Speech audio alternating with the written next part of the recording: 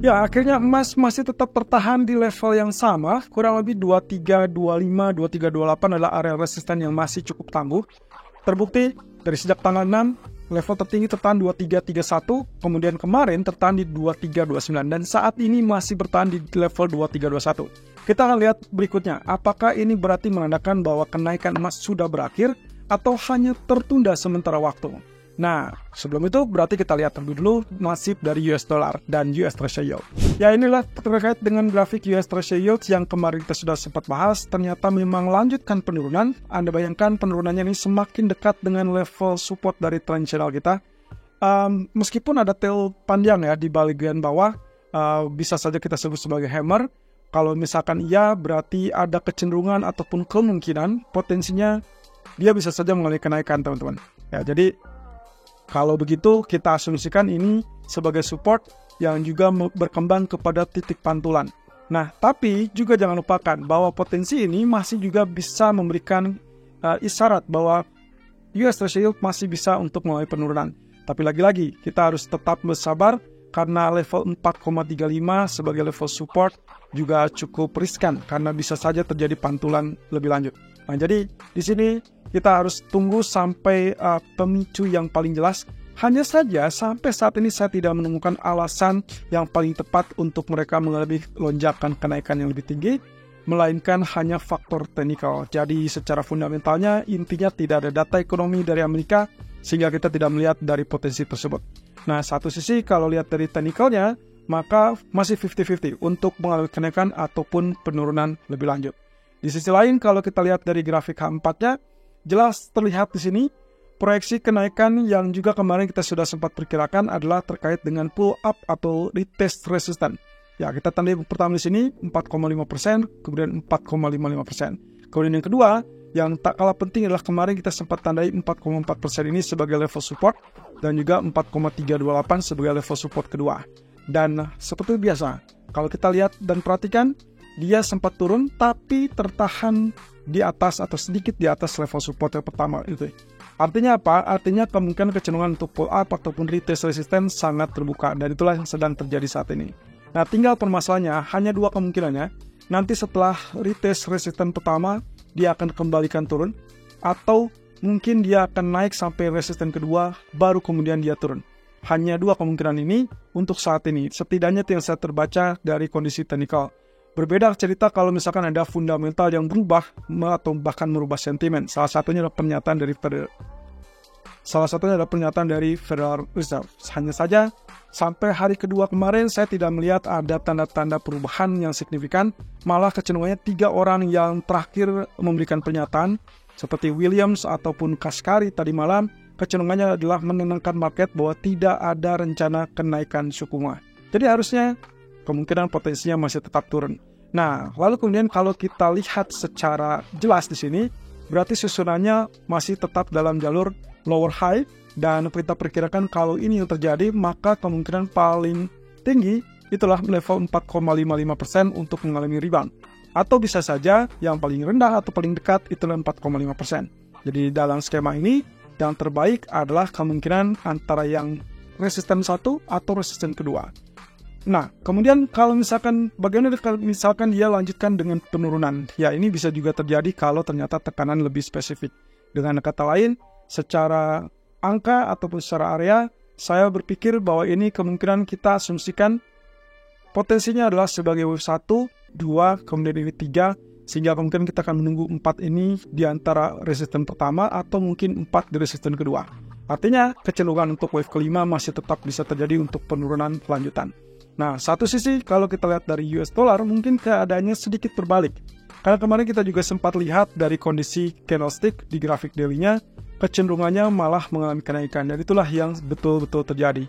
Jadi kemarin kita sempat signifikan membahas bahwasannya hati-hati dengan kondisi candlestick yang berupa doji candle, bahkan dia berada di level 61,8%, dan ternyata hasilnya adalah ya benar saja, ternyata dia rebound sebagai technical ini. Jadi sebetulnya kalau kita tidak lihat ada data fundamental atau berita apapun yang cenderung mengokohkan posisi penguatan ini, maka kecenderungannya kita simpulkan bahwa inilah rebound secara teknikal. Di grafik keempatnya, saat ini dia kembali di atas atau masuk ke dalam trend channelnya. Tapi sebetulnya trend channel ini harusnya sudah tidak berfungsi. Hanya saja karena kita sudah melewati ini, berarti kita anggap bahwa dia sedang menguji kembali level tengahnya. Tinggal pertanyaannya adalah apakah dia akan lanjutkan lebih tinggi atau justru dia mentok di situ. Jadi kita cuma punya pilihan antara up atau lanjutkan penurunannya. Nah, posisi ini akan sangat ditentukan dari jalur komunikasi ataupun pembicaraan Fed berikutnya. Tapi lagi-lagi yang paling memungkinkan adalah Susan Collins nanti malam. Sementara data ekonomi tidak ada, dan ya sampai saat ini tidak ada alasan untuk dia menguat lebih lanjut. Nah, oleh karena itu kalau kita perhatikan dari grafik US dollar terhadap gold, atau dalam kata lain XAU USD, Anda bisa lihat di sini potensinya saya masih tetap menggunakan Fibonacci retracement yang sama, ditarik dari 2291 sampai 2331. Kenaikan terakhir tertahan di level 2329. Kemudian kenaikan yang terbaru tertahan di 2321 ataupun ya 2324 ya lebih tepatnya di sini, dan tadi pagi dia tertahan di 2321. Nah, satu sisi teman-teman, posisi ini mungkin tidak akan menguntungkan kalau sampai dia tembus 61,8% yaitu 2306. Sejauh ini penurunan tadi pagi terhenti atau tertahan di level 2306. Posisi ini akan nantinya ditentukan kalau misalkan jalur berikutnya retest 2306 ini ternyata berhasil tembus, maka kita asumsikan short term reversal menjadi bearish itu sudah confirm. Tapi ingat, ini kemungkinan adalah short term. Sementara bisa juga sebaliknya, justru di 2306 ini terjadi rejection kembali dan akhirnya terjadi double bottom. Itu dengan asumsi bahwa potensi reversalnya akan sangat tertahan di level 2306. Apakah saya boleh mengganti strategi menjadi buy? Bisa saja. Kalaupun Anda melakukan buy di 2306, sebaiknya pasang stop loss-nya di bawah 2303. Karena kemungkinan potensi untuk penurunan di bawah 2300 juga masih tetap terbuka. Terutama tadi kita lihat dolar masih tetap berperan untuk mulai kenaikan. Secara teknis, singkatnya adalah H1 masih kecenderungan memberikan kesempatan untuk koreksi turun. Tapi perhatikan di grafik H4 teman-teman. Ini adalah pola yang sebelumnya kita sudah sempat bahas lebih detail di hari Jumat ataupun di hari Senin yang lalu. Nah, posisinya adalah kita melihat ini jalur kenaikan utama, kemudian konsolidasi dalam jalur penurunan, tapi dalam spesifiknya polanya adalah falling wedge. Kemudian dia sudah berhasil tembus, waktu dia tembus 2300, dan lanjut sampai 2331. Nah, kemarin saya sempat mengatakan hati-hati karena kita belum lihat koreksinya. Dan itulah yang terjadi saat ini dari sejak kemarin, lebih tepatnya sampai pagi tadi. Nah, pertanyaannya adalah apakah penurunan ini akan berlanjut apa tidak, dan atau mungkinkah kenaikan ini sudah terhenti? Bagi saya, kemungkinan kalau misalkan kita melihat dari pergerakan ini, maka sebetulnya ini hanyalah sekedar pullback ataupun retest support. Artinya, dengan catatan bahwasannya selama dia tidak tembus level support, maka sebetulnya inilah siap-siap untuk kembali melanjutkan kenaikan. Jadi dengan kata lain, potensi penurunan adalah kesempatan untuk mencari level buy yang lebih murah, dan kemungkinan level tersebut ada di bawah 2304 ataupun di kisaran 2295, 2290. Nah, satu sisi teman-teman, Anda bisa pertimbangkan melakukan buy setelah tembus 2300, tapi pastikan lebih dulu tembus 2306 ya.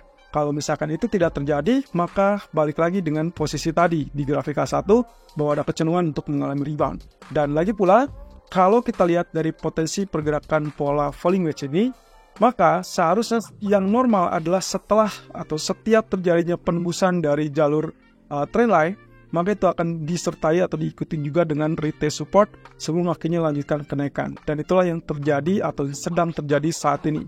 Ini adalah jalur pullback ataupun jalur retest support, sehingga kemungkinan hanya koreksi sementara. Nah, satu sisi di grafik daily pun menunjukkan sebetulnya tidak ada kegagalan apapun dari pola reverse kemarin, malah kecenderungannya dia small candle, masih wait and see, dan tentunya Anda ingat di hari Senin saya sempat mengatakan ekspektasi saya adalah pergerakannya masih tetap sideways karena tidak ada data ekonomi yang penting sampai saat ini, sampai hari Jumat setidaknya Michigan Consumer Sentiment, dan yang paling penting lagi adalah data CPI minggu depan, sehingga kemungkinan dalam satu ini hanya dua kemungkinannya, nantinya tembus resisten atau tembus support. Kemudian kalau kita lihat dari grafik Ponseling, dia ternyata sudah berhasil tembus level support yang kemarin kita tandai, dan akhirnya berubah tren kembali menjadi bearish. Oke, mungkin Anda bertanya-tanya kenapa posisinya menjadi sering banyak berubah. Ya, satu sisi indikasi inilah yang menunjukkan bahwa dia sudah berubah tren. Tapi selama dia belum tembus level supportnya, ya maka dari itu kemungkinan dia masih dalam uptrend channel. Oleh karena itu, untuk kali ini, karena posisinya sudah mendekati level support historical, maka yang saya lebih tunggu adalah pull up terlebih dulu untuk retest resisten sebelum akhirnya kembali lanjutkan penurunan seperti demikian. Nah, inilah yang kemungkinan menjadi sinyal kesempatan melakukan sell di teritori 1.25 ataupun 1.2540-an. Nah, sementara kalau kita lihat dari grafik daily-nya, jelas ini menjawab keraguan kita kemarin terkait dengan kenaikan karena memang muncul 2 kali candle secara berurutan, yaitu candle shooting star. Bahkan akhirnya dia ditutup di bawah MA200 kembali. Sehingga untuk hari ini pound sterling kembali dalam jalur penurunan dan mungkin saja buy on rumor sell on fact skenario baru akan terjadi besok menjelang rilis data ataupun pengumuman BOE. Sementara untuk crude oil, kita kembali ke dalam jalur penurunan teman-teman. Setelah downtrendnya ataupun ya kita sebut dengan double bottom kemarin atau potensial double bottom gagal untuk tembus level 79. Dan ternyata kali ini dia sudah turun di bawah 7790, berarti lanjutkan penurunan. Satu sisi dia gagal membentuk double bottom dan terkonfirmasi sebagai bearish rectangle. Targetnya akan sama dengan rectangle ini. Jadi posisinya kemungkinan akan mengincar zona 76.80 dalam waktu dekat. Dan ini pula yang semakin mendukung kelanjutan dari downtrend yang sudah didapatkan setelah konfirmasi dari head and shoulder beberapa waktu lalu. Artinya kita menuju area 76 yang terdekat atau target maksimal dari head and shoulder tersebut di level $74. Bagaimana dengan berita bahwa SPR ataupun Amerika yang sudah mengisi ulang SPR mereka di level 79? Sampai saat ini kelihatannya belum terlalu katakanlah berpengaruh kepada market. Jadi kemungkinan potensi tersebut akan bagus untuk medium term, tapi untuk short term kita masih tetap melihat dalam jalur penurunan.